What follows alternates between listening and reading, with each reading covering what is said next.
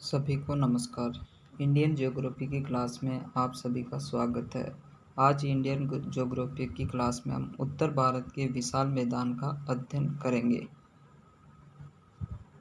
उत्तर भारत का विशाल मैदान। उत्तर भारत का विशाल मैदान का निर्माण उत्तर में हिमाच्छादित शिखरों, हिमानियों, गहरे खंडों एवं विस्तृत घाटियों से लेकर मध्य में सिंधु, गंगा, ब्रह्मपुत्र के विशाल मैदान है। उत्तर भारत के विशाल मैदान को किस नाम से जाना जाता है?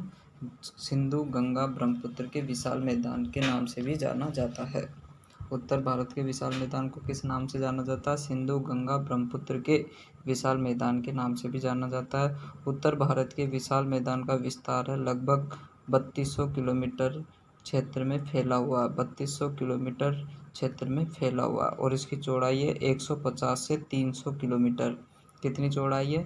150 से 300 किलोमीटर इसकी चौड़ाई है और इसका एरिया क्षेत्र कितना? 3200 किलोमीटर का क्षेत्र है। 3200 किलोमीटर लंबाई में फैला हुआ है। इसका निर्माण कैसे हुआ था? उत्तर भारत के विशाल मैदान का निर्माण कैसे हुआ था? 33 भूसन्निधि के निरंतर सक्रिय होने एवं अवसादों के उसमें निरंतर जमाव की प्रक्रिया से इसका निर्माण हुआ। जो 33 सागर के भूसन्निधि के निरंतर सक्रिय होने और अवसादों में उसमें निरंतर जमाव की प्रक्रिया से इसका निर्माण हुआ। उत्तर भारत के विशाल मैदान में के पूर्व उत्तर भारत के विशाल मैदान में दो प्रकार की नदियाँ, एक तो बंगाल की खाड़ी में गिरने वाली नदी, एक अरब सागर में गिरने वाली नदियाँ। पूर्व की नदियाँ कहाँ गिरती है? बंगाल की खाड़ी में गिरती है और पश्चिम की नदियाँ अरब सागर में गिरती है। उत्तर भारत के विशाल मैदान को 4 भागों में बांटा गया है। उत्तर भारत के विशाल मैदान को कितने भागों में बांटा गया? 4 भागों में बांटा गया। धरातलीय स्वरूप के आधार पर कितने भागों में बांटा गया? 4 भागों में बांटा गया। नंबर 1 भाकर प्रदेश, नंबर 2 तराई प्रदेश, नंबर 3 बागर प्रदेश, नंबर 4 खादर प्रदेश। नंबर 1 भाबर प्रदेश, नंबर 2 तराई प्रदेश, नंबर 3 पे भागर प्रदेश, नंबर 4 पर है खादर प्रदेश। भाबर प्रदेश, तराई प्रदेश, बागर प्रदेश और खादर प्रदेश। इसकी जानकारी आगे चलो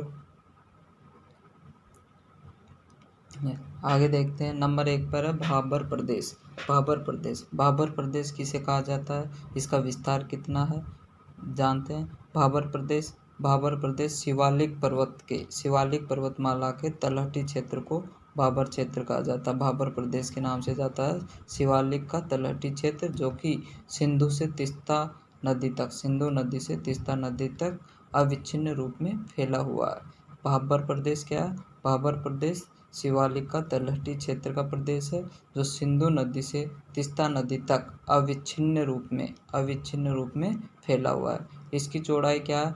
8 से 16 किलोमीटर। भाबर प्रदेश की चौड़ाई कितनी है? 8 से 16 किलोमीटर क्षेत्र में फैला हुआ है। 8 से 16 किलोमीटर तक इसकी चौड़ाई है। भाबर प्रदेश कंकड़ पत्थर की अधिकता होती है। भाबर प्रदेश में किसकी अधिकता होती है? कंकड़ पत्थर की, यानी कि बजरी की अधिकता होती है, जिसमें क्या होता है? अधिक पारगम्यता होती है। और यहाँ पर क्या होता है? नदियाँ विलीन हो जाती है।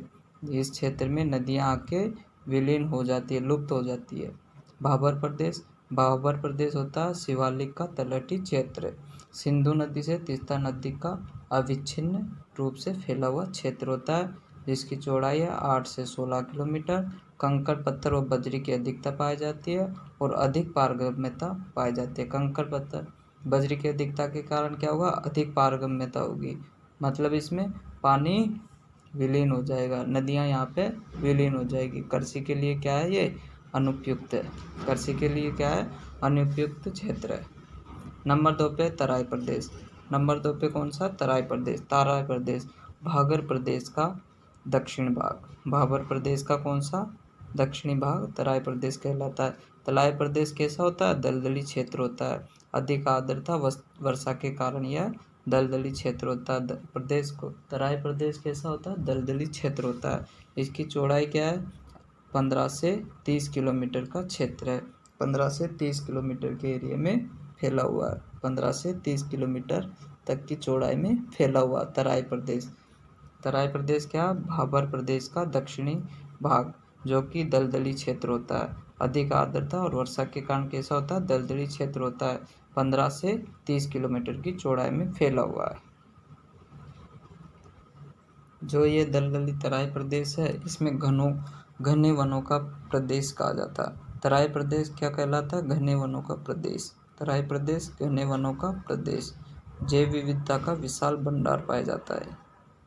तराई प्रदेश घने वनों का प्रदेश होता है, जैव विविधता का विशाल भंडार पाया जाता है। तराई प्रदेश में मच्छरों का प्रकोप अधिक पाया जाता है। तराई प्रदेश में दलदली क्षेत्र होने के कारण मच्छरों का प्रकोप अधिक होता है और इस क्षेत्र को कहा जाता है मलेरिया ग्रस्त क्षेत्र कहते हैं। इस क्षेत्र को क्या कहते हैं, मलेरिया ग्रस्त क्षेत्र कहा जाता है। कौन सा प्रदेश, तराई प्रदेश। तराई प्रदेश मलेरिया ग्रस्त क्षेत्र कहलाता है। नंबर 3 पे भागर प्रदेश। भागर प्रदेश वह भाग जहाँ बाढ़ का पानी नहीं पहुँच पाता।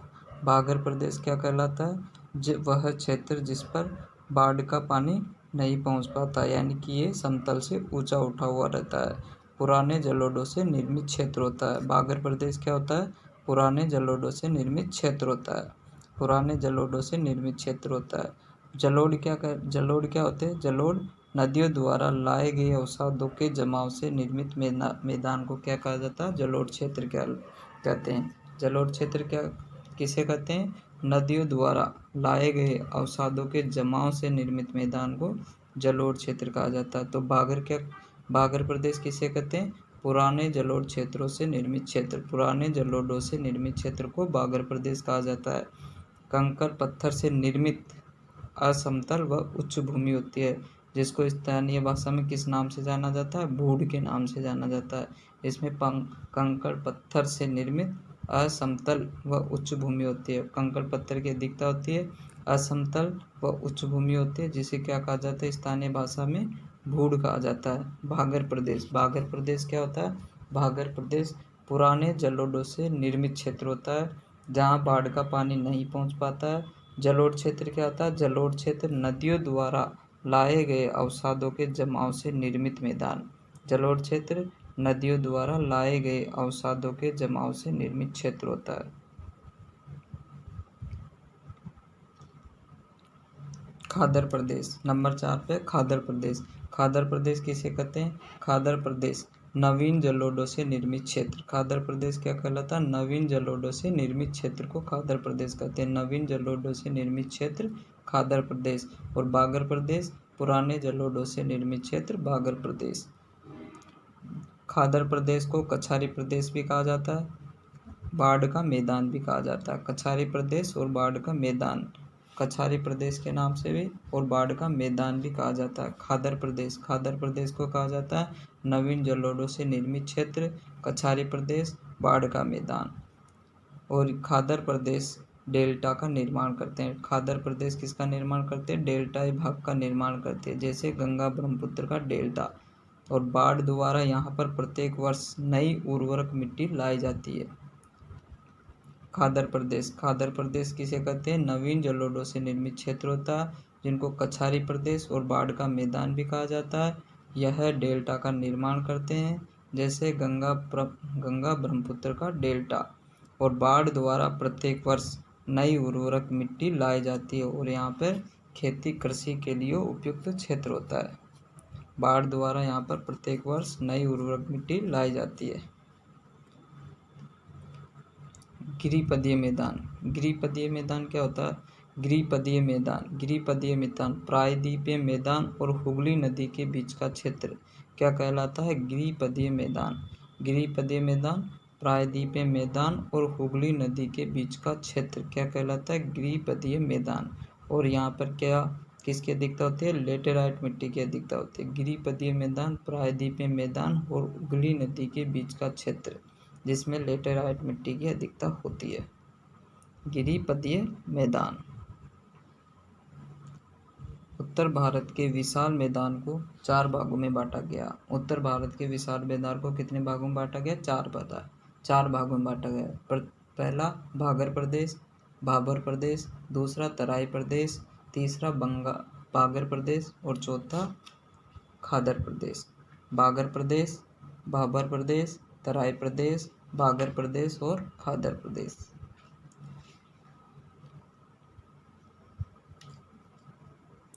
आज के लिए बस इतना ही। चैनल को लाइक करें, सब्सक्राइब करें, कमेंट करें। Thank you. जय हिंद, जय भारत।